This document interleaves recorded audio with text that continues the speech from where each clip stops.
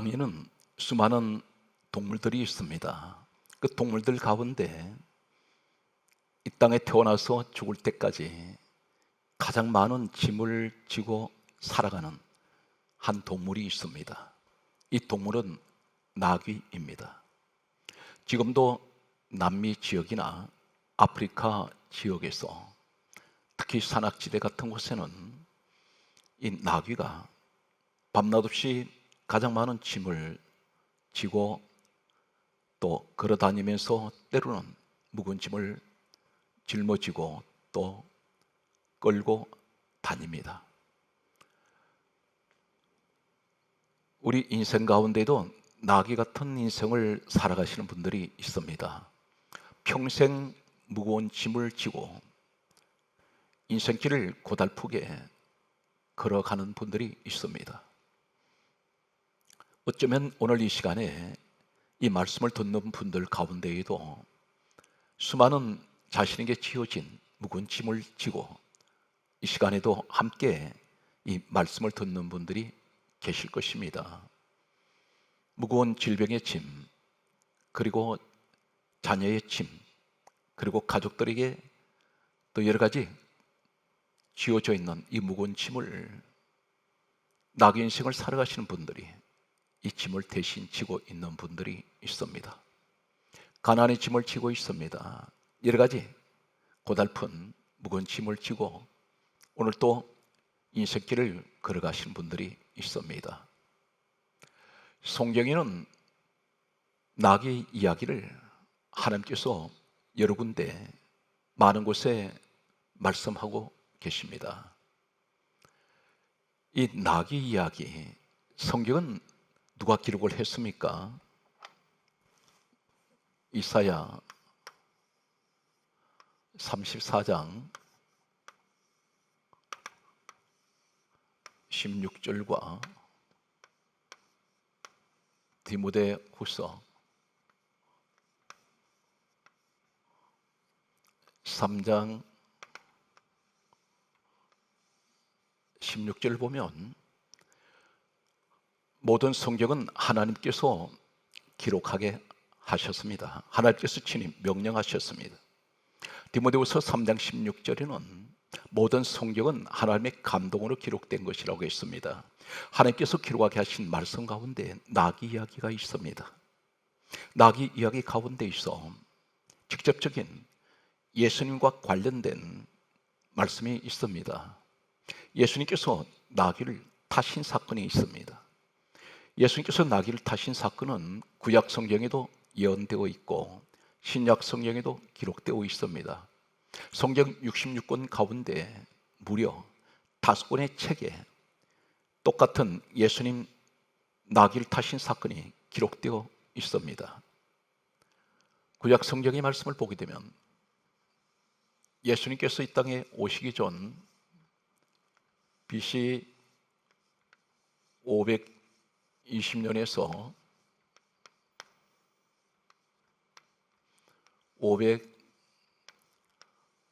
518년 사이에 기록된 스가랴서 9장 9절 말씀과 마태복음 21장 1절에서 11절 그리고 마가복음 11장 1절에서 10절 말씀과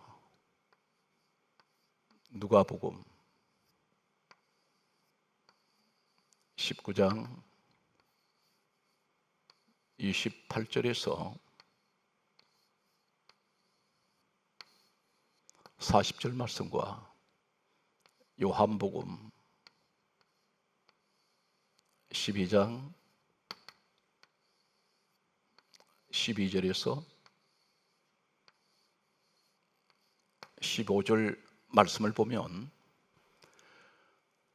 예수님께서 나귀 타실 것을 예수님께서 이 땅에 오시기 전 BC 520년에서 518년 사이, 다시 말씀드려서 예수님께서 이 땅에 오시기 전 약 520년 전에 스가랴서 9장 9절은 이렇게 말씀합니다.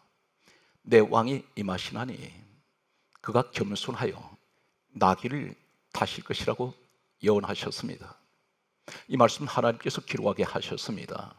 그리고 마태복음 21장 1절에서 11절, 마가복음 11장 1절에서 10절, 누가복음 19장 28절에서 40절, 그리고 요한복음 12장 12절에서 15절 말씀에 동일한 예수님께서 겸손하셔서 나귀를 타시는 것을 기록하고 있습니다.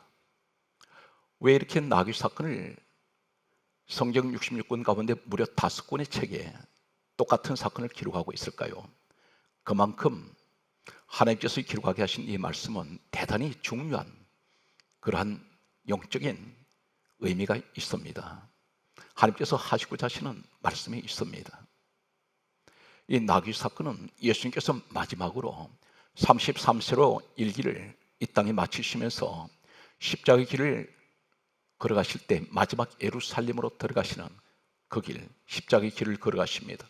이제 고문을 당하시고 채찍을 맞으시고 온갖 고초를 겪으시는 마지막 그 길을 가시면서 바로 그 길목에서 이 나귀 사건을 만나게 되십니다. 나귀를 타시고 예루살렘으로 마지막 들어가시게 됩니다.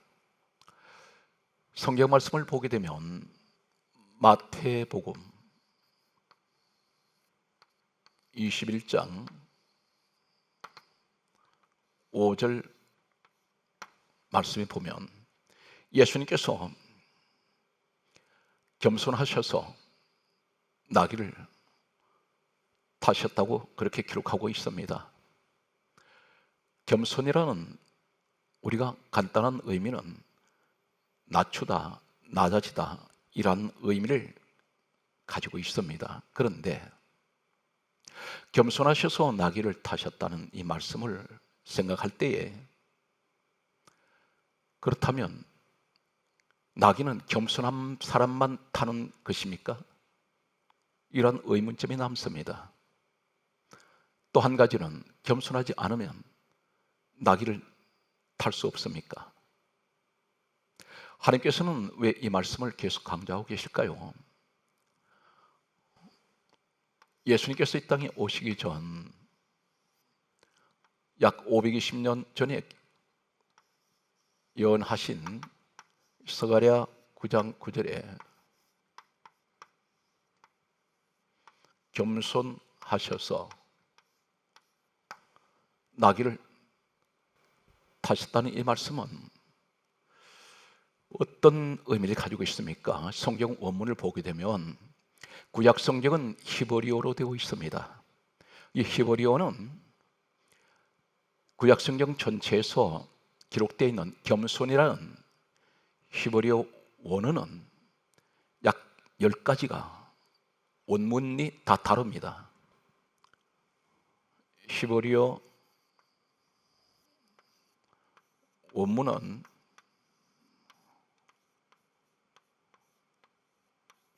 이 겸손이란 단어가 약 10가지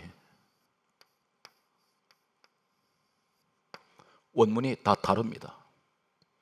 그 가운데에서 스가랴 9장 9절에 내 왕이 임하시나니 겸손하셔서 나귀를 타신다는 이 겸손은 어떤 원문 10가지 가운데에 한 가지 원문이 히브리어는 아니입니다. 아니. 이 아니라는 원문을 사용하고 있습니다. 아니라는 원문이 똑같이 사용하고 있는 하나님 말씀은 욥기서 36장 6절과 시편 88편 15절 말씀과 시편 140편 12절 말씀을 보면 욥기 36장 6절은 예수님께서 겸손하셔서 나귀를 타셨다니 겸손, 히브리어에는 겸손이라는 언어가 약 10가지 언어가 다 다르다고 했습니다. 그 가운데에서 10가지 다른 이 히브리어 겸손이라는 이 언어 가운데에서 그 중에 한 가지가 아니라는 히브리어 언어가 있습니다. 그 말씀이 바로 겸손을 말씀하는데 욥기 36장 6절에는 바로 고난받다, 이 고난이란 말씀이 겸손이라는 이 말씀을 사용하는 히브리어 원문 아니입니다. 겸손 아니, 고난 아니입니다. 시편 88편 15절에 고난을 당하여 죽게 되었사오니, 이 말씀이 아니를 사용하고 있습니다. 그것이 겸손입니다. 시편 140편 12절에도 고난 당하는 자, 예수님께서 겸손하셔서 나귀를 타신다는 이 말씀은 아니 하신다는 이 말씀이 어떤 의미입니까? 예수님께서 고난을 받으시고 죽으시기 위해서 나귀를 타신다는 그 의미를 가지고 있습니다. 이것이 히브리어 원문에 고난받다, 고난을 당하여 죽게 되었사오니, 고난 당하는 자, 이 의미가 바로 겸손하여 나귀를 타셨다는 이 의미를 히브리어 원문은 같이 사용하고 있습니다. 예수님께서 나귀를 타시면서 고난의 길을 가시게 됩니다. 그 길은 십자가의 길입니다. 오늘 여기에서 예수님께서 이 고난의 길을 걸어가시는데 낮아지셨습니다. 그리고 낮추셨습니다. 겸손이란 말, 그것은 곧 고난의 길을 걸어가시는 예수 그리스도의 모습은 정확하게 어떻게 말씀합니까? 빌립보서 2장 6절과 8절 말씀에 보면, 빌립보서 2장 6절에는 우리 예수님은 근본 하나님 본체가 되십니다. 우리의 왕이 되십니다. 스가랴 9장 9절에 내 왕이 임하시나니 겸손하여서 나귀를 타신다는 이 말씀은 빌립보서 2장 6절에 이 땅에 오신 예수 그리스도, 우리 왕 되시는 예수님이 하나님 본체 되신 우리 예수님이라고 말씀합니다. 그 예수님께서 하나님 본체 되신 주님이 빌립보서 2장 8절에 자기를 낮추시고, 어디까지 낮추십니까? 죽기까지 복종하셨으니 곧 십자가에 죽으심이라.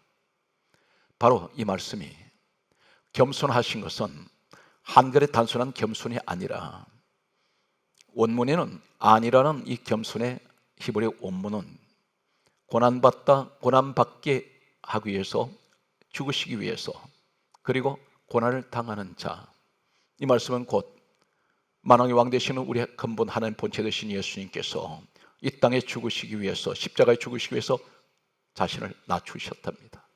그리고 주님은 십자가에 죽으셨습니다. 낮추시는 이유가 무엇입니까? 고난을 받기 위하여. 성경 말씀을 계속해서 보게 되면 성경이 이렇게 말씀합니다. 마태복음 21장 1절과 2절 말씀을 보게 되면, 마태복음 21장 1절에는 이렇게 말씀합니다. 예수님께서 예루살렘에 가까이 가서 감람산 벳바게에 이르렀을 때에 두 제자에게 말씀하셨습니다. 이 말씀이 마태복음 21장 1절에 기록되어 있습니다. 2절에 말씀하시기를 너희는 맞은편 마을로 가라, 그렇게 말씀하셨습니다. 거기에 들어가면 메인 나귀가 있으리니 풀어 내게로 끌고 오라, 그렇게 말씀하셨습니다. 우리 주님은 이 동네에 들어가 보시지 않았습니다. 그런데 우리 주님의 눈은 시공을 초월하고 환경을 초월하고 거리를 초월하십니다. 모든 세계를 꿰뚫어 보고 계십니다. 예수님은 그 동네에 들어가시지 않았지만 알고 계십니다. 나귀가 메인 것을 알고 계십니다. 이 말씀은 곧 우리에게 무엇을 말씀합니까? 누가복음 5장 4절, 요한복음 1장 42절, 48절, 6장 64절에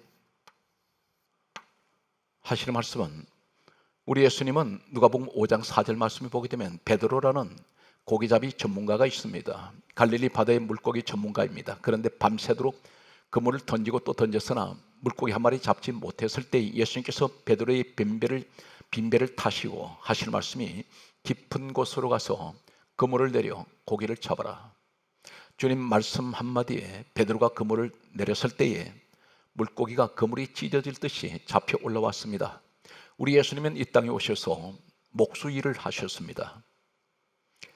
물에 낚싯줄 한번 던져서 물고기를 잡아보신 적이 없습니다. 그런데 우리 주님은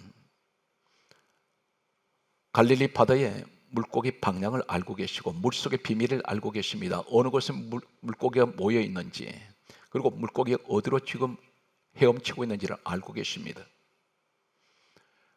주님 말씀 한마디에 밤새도록 그물 던지는데 고기 한 마리 못 잡던 베드로가 물고기가 그물이 찌들 듯이 잡혀서 올라오는 이 사건은, 우리 주님은 물속의 비밀을 깨뚫고 계십니다. 동시에 오늘 이 자리에 우리 주님은 우리 모든 형편을, 아무도 알지 못하는 나 혼자만이 가지고 있는 이 아픈 마음을 주님은 알고 계시고 우리 형편을 보고 계시고 모든 것을 깨뚫고 계신다는 사실입니다.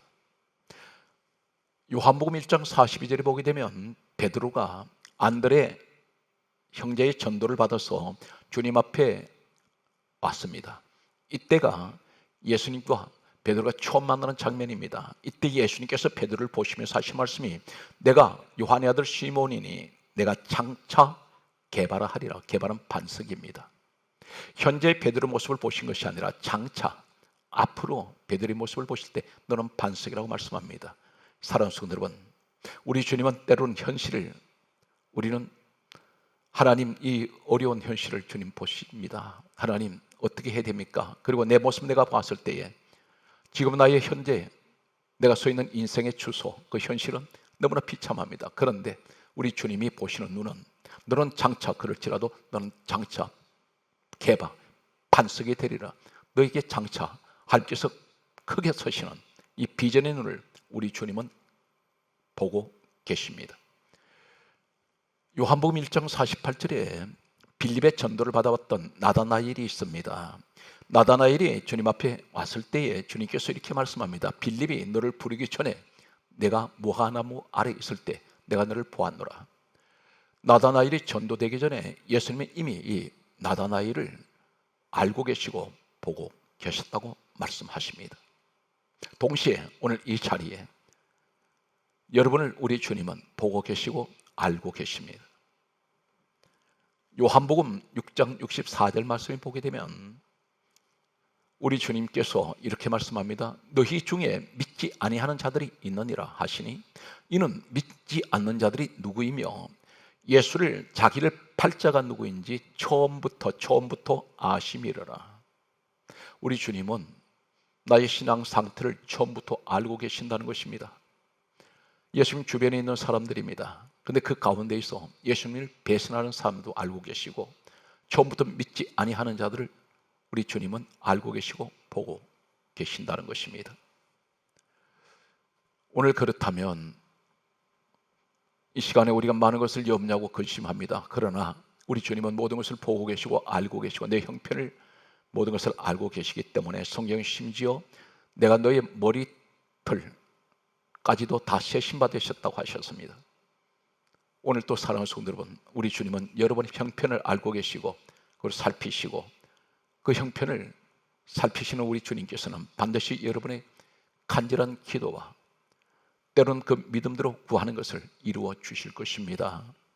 성경 말씀을 계속해서 보게 되면 예수님께서 나귀를 타시는 이 사건을 우리가 접하면서 왜 하필이면 예수님 나귀를 타실까요? 하나님께서 구별하신 함께 바쳐지는 드려지는 짐승은 정결한 짐승이라고 정해놓은 짐승은 소, 양, 비둘기입니다. 대체적으로 소, 양, 비둘기는 하나님께 구별된 제물입니다. 그런데 이 나귀를 왜 선택하시고 타십니까? 성경 말씀은 다음과 같이 말씀하고 있습니다. 레위기 11장 4절에서 8절 말씀을 보게 되면 굽이 갈라지지 아니하는 짐승은 부정한 짐승이라고 말씀합니다. 죽음도 보지 말고 시체도 만지지 말라고 말씀합니다. 이 부정하다라고 말하는 말씀이 있습니다. 부정하다. 나귀는 어떤 짐승입니까? 굽이 갈라지지 않았습니다. 하나님께 드려지는 짐승은 굽이 갈라져 있습니다. 소도 발굽이 갈라져 있습니다. 양도 굽이 갈라져 있습니다. 그러나 나귀는 굽이 갈라지지 않았습니다. 굽이 갈라지지 않은 짐승은 부정하다 했습니다. 이 부정이란 이 말은 히브리어에는 타메라고 합니다. 타메, 이 타메라는 이 히브리어 원문을 사용하고 있는 똑같은 부정이란 이 말씀은 성경에서 한 군데를 말씀드리면 에스겔 22장 5절 말씀을 보게 되면 더럽다 이 말씀이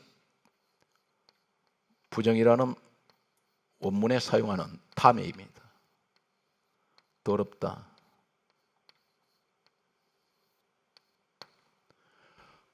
더러운 것이라고 말씀합니다. 그렇다면 나귀가 부정합니다. 나귀가 더럽습니다. 그런데 우리에게 하시는 말씀은 이 나귀를 말씀하시면서 창세기 16장 12절 말씀과 창세기 49장 14절 말씀을 보게 되면 창세기 16장 12절에는 아브라함의 아들 이스마엘이 있습니다. 그 이스마엘을 가리켜 하나님께서 하신 말씀이 이 이스마엘은 들나귀 같이 되리니 이스마엘을 들나귀라고 말씀합니다. 나귀로 말씀하고 있습니다. 창세기 49장 14절에는 이사갈이라는 사람이 있습니다. 이사갈은 양의 우리의 사이에 앉은 건장한 나귀로다. 사람을 나귀로 말씀하고 있습니다. 사람을 나귀로 의미하고 있습니다. 그렇다면 예수님께서 우리가 영적으로 보면 나귀를 타신 이 사건은 부정한 자, 더러운 자와 함께 하고 계십니다. 무엇을 말씀합니까? 지금 십자가의 길을 들어가시는 길인데 예수님께서 돌아가신 것은 누구 때문에 죽으십니까? 마태복음 1장 21절 말씀에 이 땅에 오신 예수님은 이름을 예수라라 이는 자기 백성을 죄에서 구원할 자라고 하셨습니다. 고린도 후서 5장 14절에서 15절 말씀을 보게 되면 모든 죄인들을 대신하여 죽으십니다. 고린도서 5장 21절에는 우리 예수님은 죄가 없으신 분입니다. 죄를 모르시는 분입니다. 죄를 알지 못하시는 분입니다. 나귀를 타시는 것은 부정한 나귀 같은 죄인들을 말합니다. 난 나귀 같은 인생을 살아왔습니다. 세상 온갖 더러운 죄의 짐을 지고 살아왔습니다. 고달픈 인생길을 걸어왔습니다. 그런데 예수님께서 십자가에 죽으시기 위해서 마지막 십자가를 향하여 가시는 우리 주님께서 이 나귀를 타시고 함께 가시는 것은 나귀 같은 인생을 위해서 예수님은 십자가의 고난을 당하시게 됩니다. 성경 말씀을 우리가 보면 누가복음 5장 32절과 마가복음 3장 13절 말씀이 있습니다. 누가복음 5장 32절 말씀 보게 되면 다음 같은 말씀을 하십니다. 나는 의인을 부르러 온 것이 아니요 죄인을 불러 회개시키러 왔노라. 죄인을 부르러 오셨다고 했습니다. 성경 말씀을 보게 되면 마가복음 3장 13절에 이렇게 말씀합니다. 자기가 원하는 자들을 부르셨느니라. 우리 주님이 택하시고 부르신 사람 누구입니까? 죄인들입니다. 오늘 이 자리에 이 말씀을 듣는 모든 분들은 마가복음 3장 13절 말씀같이 예수님께서 원하시는 사람들입니다. 원하시는 사람들을 부르셨습니다. 성경 말씀은 요한복음 15장 16절 말씀과 누가복음 44절 6장 44절 누가복음 2장 26절에서 27절 말씀을 보면 요한복음 15장 16절에 이렇게 말씀합니다. 너희가 나를 택한 것이 아니요 내가 너희를 택하여 세웠나니. 지금 나귀를 누가 택하셨습니까? 누가 지명하셨습니까? 예수님께서 지명하셨습니다. 나귀는 몰랐습니다. 주님께서 선택을 하셨습니다. 주님께서 지금 부르셨습니다. 예수님께서 먼저 선택하신 오늘 성경 말씀은 요한복음 6장 44절에도 이렇게 말씀합니다. 나를 보내신 내 아버지께서 이끌지 아니하시면 아무도 내게 올 수 없느니라. 우리가 스스로 주님께 온 것이 아니라 주님이 우리를 먼저 부르셨습니다. 내가 너를 부르지 않으면 내 앞에 올 자가 없다고 말씀하신 우리 주님. 오늘 우리 주님께서는 나귀를 택하시고 지명하시고 부르셨습니다. 이 모습이 바로 우리의 모습이라는 것입니다. 누가복음 2장 26절에서 27절에 보게 되면 성전에 아무나 들어오는 것이 아닙니다. 누구든지 성전에 다 들어올 수 있습니다. 아무도 통제하지 않습니다. 그런데 누가복음 2장 26절에는 성령께서 지시하시고 27절에는 성령의 감동을 받은 사람이 성전에 들어갑니다. 성전엔 내가 내 마음대로 오는 줄 알았더니 그렇지가 않다는 것입니다. 성령 하나님께서 우리 마음에 감동 주셔서 여러분들의 성전에 나온다는 것입니다.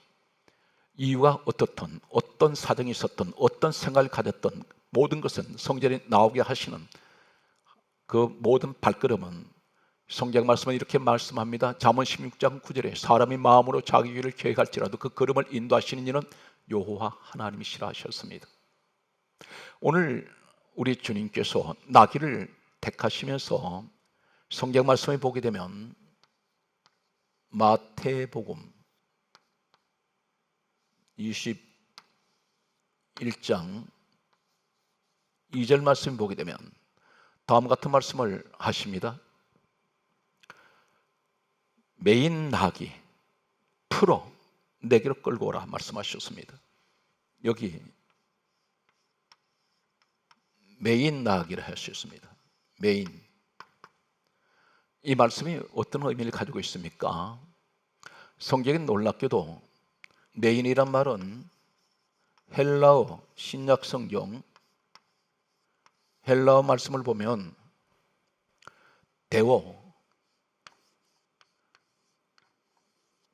데워라는 헬라어 단어가 있습니다. 이 메다, 메인 이 말은 헬라어는 약 4가지 원문이 다 다릅니다. 그 가운데서 하나가 데워입니다. 데워라는 이 말씀은 마태복음 22장 13절, 마가복음 6장 17절, 사도행전 성경 말씀에는 사도행전 12장 6절, 또 21장 11절 말씀을 보게 되면 이 데오라 메이다, 메인 나귀, 이 말은 예수님께서 이 나귀를 만나기 직전까지 마태복음 22장 13절은 손발을 묶다, 이 의미가 묶이다, 묶였다, 이 말씀이 데오입니다. 마가복음 6장 17절의 말씀도 또 말씀하십니다. 마가복음 6장 17절은 옥에 가두었다. 사도행전 12장 6절은 쇠사슬에 매다. 사도행전 21장 1절 말씀에 보게 되면 성경 말씀은 결박하다, 이 의미가 바로 매다 의미입니다. 한마디로 예수님 만나기 직전까지 다 묶여 있습니다. 다 갇혀져 있습니다. 가둬져 있습니다. 그런데 예수님 말씀하시면 풀어, 이 말씀을 하십니다. 풀다, 풀어 내게로 끌고 오라. 이 말씀은 헬라어의 약 6가지 원어가 다 다릅니다. 그 가운데에서 이 풀으란 말은 리오입니다. 리오. 이 말씀은 마태복음 16장 19절, 요한복음 11장 44절 말씀을 보게 되면 마태복음 16장 19절에는 풀어, 이 말씀이 나귀에게 묶여있는 것을 풀어, 이 말씀인 리오, 이 말씀은 땅에서 풀면 하늘에서 풀리리라, 땅에서 풀고 하늘도 풀린다, 이 말씀이 리오입니다. 우리 예수님 만나면 하늘에서도 땅에서 다 풀어집니다. 요한복음 11장에 죽은 나사로를 살리셨을 때 풀어 노아 단얘기 하라, 사망권에서 풀어내십니다. 우리 주님을 만나고 나면 땅 끝도 풀으시고 하늘도 다 푸십니다. 죽은 시체를 살리시고 사망권세를 다 풀어서 자유하게 해 주십니다. 우리 예수님께서 이 나귀를 타시고 예루살렘으로 들어가실 때에 사람들이 겉옷을 벗어서 나귀 등에 겉옷을 얹고 길에 폈습니다. 최고의, 이 유대 관습에는 최고의 예우가 겉옷을 벗어서 길에 펴는 것이 최고의 예우입니다. 왕에게 하는 그런 행위가 겉옷을 펴서 길에 펴는 것입니다. 오늘 나귀는 예수님 모시고 있었기 때문에 그런 영광의 자리에 함께 있었습니다. 오늘 이 사건은 바로 무엇을 말씀합니까? 훗날 저 천국으로 들어가는 이 말씀을 보여주고 있습니다. 요한복음 12장 13절 말씀 보게 되면 동일한 예수님께서 나귀를 타시고 예루살렘 성으로 들어가시는 이 사건은 그 당시에 동일한 사건이 기록된 요한복음 12장 13절에는 종려 가지를 들고 있습니다. 성경 말씀을 보게 되면 요한계시록 7장 9절에 저 천국에 구원받은 백성들의 하늘나라에 가 있는 사람들이 흰 옷을 입고 많은 무리들이 그들이 종려 가지를 들고 있습니다. 그리고 호산나 찬양을 합니다. 어린 양을 찬양하는, 예수 그리스도를 찬양하고 있습니다. 이 모습이 바로 천국으로 들어가는 모습을 이 지상에서 보여주고 계십니다. 이 말씀은 예수님을 만나야 합니다. 주님을 만나야 묶인 것이 인생에 다 풀어집니다. 그리고 주님과 함께 해야 내가 천국으로 들어갈 수가 있습니다. 결론적인 말씀은 사도행전 4장 12절에 다른 이에서는 구원을 얻을 수 없나니 천하 사람 중에 구원을 얻을 만한 이름은 예수 외에는 주신 일이 없습니다. 요한복음 14장 6절에 예수님 말씀합니다. 내가 곧 길이요 진리요 생명이니 나로 말미암지 않고는 아버지께로 올 자가 없느니라. 오늘도 사랑하는 성도 여러분, 우린 때론 나귀 같은 인생을 살아왔습니다. 그러나 우린 주님께서 우리를 택하시고 부르셔서 주님께서 함께 하실 때에 이 땅에서 모든 것이 풀어지고 하늘에서 풀어지고 사망권에서 다 푸시는 우리 주님의 귀하신 그 은혜가 여러분과 늘 함께 하시기를 주 예수 이름으로 축복합니다.